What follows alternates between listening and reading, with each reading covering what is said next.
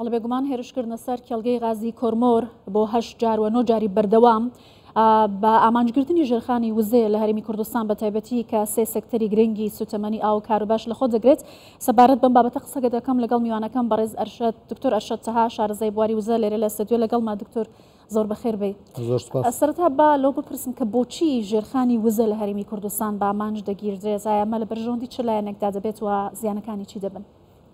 زۆر سپاس بۆ ئەو دەرفەتە. ڕاستی ئەو جارە جیاوازتر لە هەموو هێرشەکانی ڕابردوو چەند پەیامێکە. یەکەمیان بۆ هەرێمی کوردستان سەرنجترینیان پەیامێکە بۆ حکوومەتی ئەمریکا، چونکە مانجێک تێنەپەڕی بەسەر سەردانی سوودانی بۆ ئەمریکا. یەکێک لە ڕێکەوتنە گرنگەکان کە لە نێوان حکوومەتی عێراق و حکوومەتی ئەمریکی کراوە بوو کە پشتگیری و پاڵپشتی لە زیادکردنی بەرهەمهێنانی غاز لە عێراق بکرێت، چونکە ساڵانە عێراق نزیکەی بای 6 ملیار دلار غاز هاوردە دەکات بۆ ئەمبەستی بەکارهێنانی ناوخۆ. سەرڕای ئەوەی کە چار چێڵگەی پشت ڕاستکراو لە عێراقدا هەنا کە تایبەتن بە غاز، چێڵگەی عکاز لە ئەمبار، چێڵگەی مەنسوورێ لە دیالە سیبا لە بەسرە و خۆرمۆر لە سلێمانیە.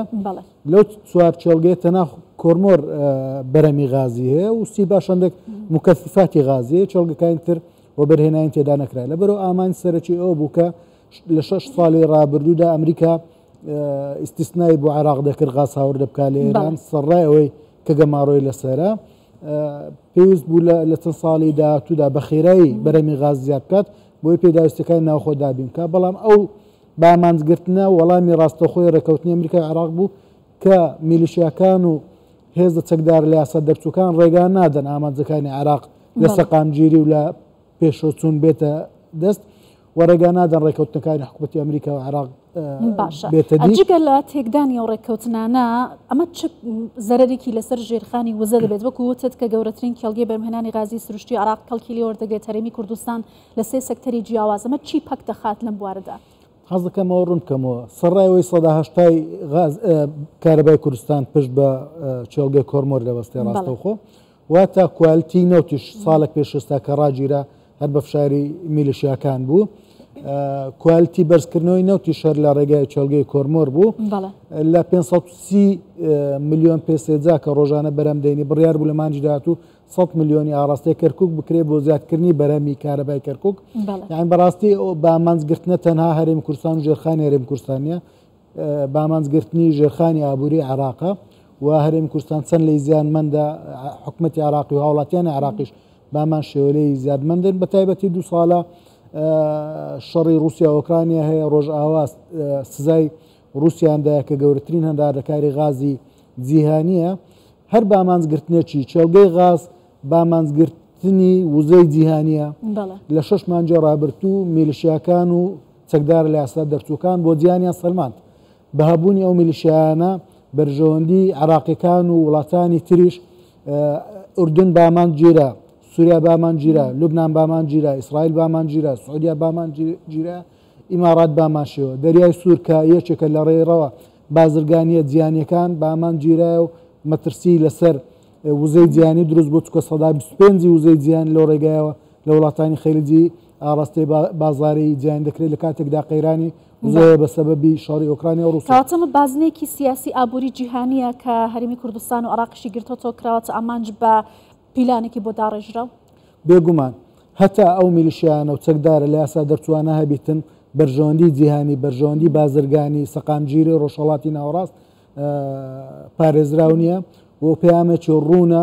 چۆن داعش پێویستی بەوە هەبوو هاوپەیمانیەک دژی دروست بکرێت، پێویستە هاوپەیمانێکی نێودەوڵەتیش دژی ئەو میلیشیانە دروست بکرێت کە جیاوازی ناکەن لە ژێرخانی ئابووری کەرتی تایبەت و گشتی و سەربازی، جیاوازی ناکەن لە نێوان سەرباز و لە نێوان هاوڵاتی مەدەنی، جیاوازی ناکەن لە بازرگانی کەرتی تایبەت و کەرتی حکومی، جیاوازی ناکەن لە نێوان شەرق و غەرب.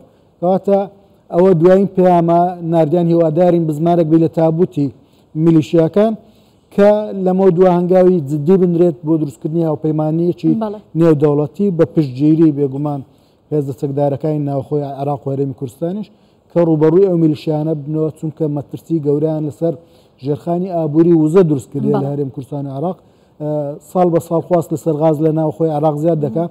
ئێستا نزیکەی خواست 36 گێگا لەسەر کارەبا هەیە پێشبین دەکرێت لە 20 ساڵی داهاتوو خواست بگاتە 70 گێگا وات لەسەر کارەبا لە کاتێکدا ناتوانانی پەربە غازی ناوخۆ بدێ وەکو ئاماژەم پێکرد لە 4 چێلگەی پشتڕاستکرا و تەنها یەک چێلگەی استثماری تێداکرایە و چێلگەیش بە ئامانج دەگیرێتن خواست لەسەر غاز زیاد دەکات بۆ کارەبا خواست لەسەر غاز زیاد دەکات گەرمانەوە پەرەپێدانی ئابووری و سنعاتی پترۆکیمیایی پەرە پێ بدەین کەواتە ئەو هێرشە هێرشکردن نیە تەنها بۆ ژێرخانی هەرێمی کوردستان هێرشکردنە بۆ گەشەپێدانی ئابووری و ژێرخانی وزە لە هەموو عێراقدا. باشە دکتۆر لە کاتێکدا کە شەڕی رووسیا و ئوکرانیا دەستی پێکرد ئێستا شەڕ هەر بەردەوام بەگشتی پرسی وزە بووە پرسێکی جیهانی وڵاتان بە دوای جێگرەوەی دابینکردنی وزە دەگەڕان لاسی جیهانی دام شەڕ هەر بەردەوام بوو هەرێمی کوردستان تا چەند دەتوانێتی پەرە بەم کەرتە بدات ئەم ڕێگریانە بۆچی بۆ هەرێمی کوردستان دروست بێت.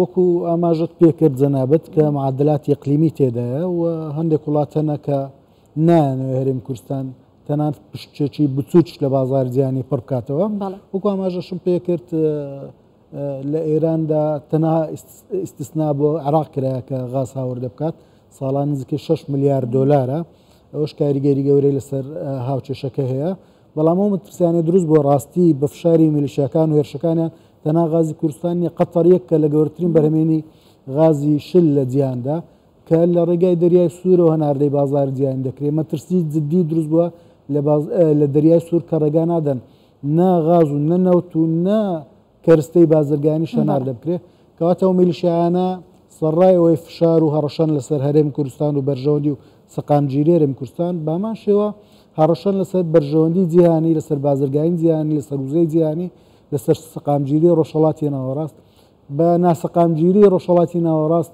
ئابووری جیهان و وزەی جیهان لە مەترسیدا دەبێت. بەڵێ بەڕێز دکتۆر ئەرشەد تەها شارەزای بواری وزە زۆر سپاس لە کوردستان بچوار لەگەڵمان بووی سپاس.